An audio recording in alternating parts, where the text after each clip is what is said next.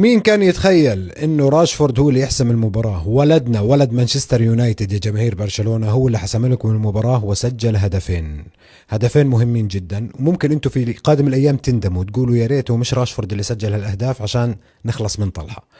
اذا برشلونة يفعلها ويفعلها في اصعب الظروف. برشلونة بيروح من ملعب السان جيمس بارك، ملعب من اصعب ملاعب اوروبا، ضغط صخب جماهير وفريق خرافي، ومع ذلك بينجح وبيخرج فائز بهدفين لهدف.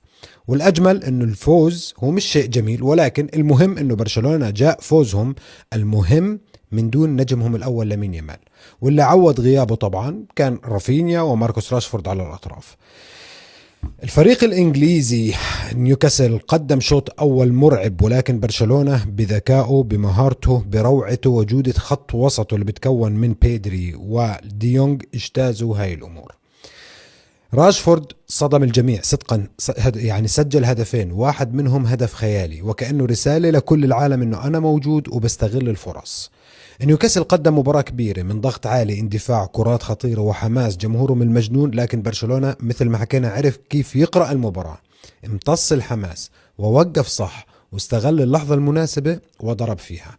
اليوم جماهير برشلونة مبسوطة ومن حقهم من ينبسطوا. اليوم مش وقت انك اليوم تطلع تحكم على الاداء، مع انه برشلونة ما كان سيء، ولكن النتيجة في ظل هاي الظروف هي الاهم والأهم بالنسبة لبرشلونة. مبروك برشلونة، هارد لك نيوكاسل. وبعد قليل حلقة تكتيكية مفصلة على قناتنا على اليوتيوب، وبطريقك طخ اللايك على هذا الفيديو.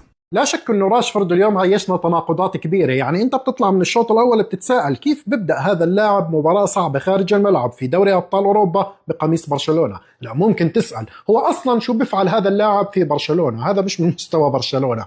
تطلع من الشوط الثاني بتتساءل هذا اللاعب كيف ما بينافس على الجوائز الفرديه الكبرى في عالم كره القدم.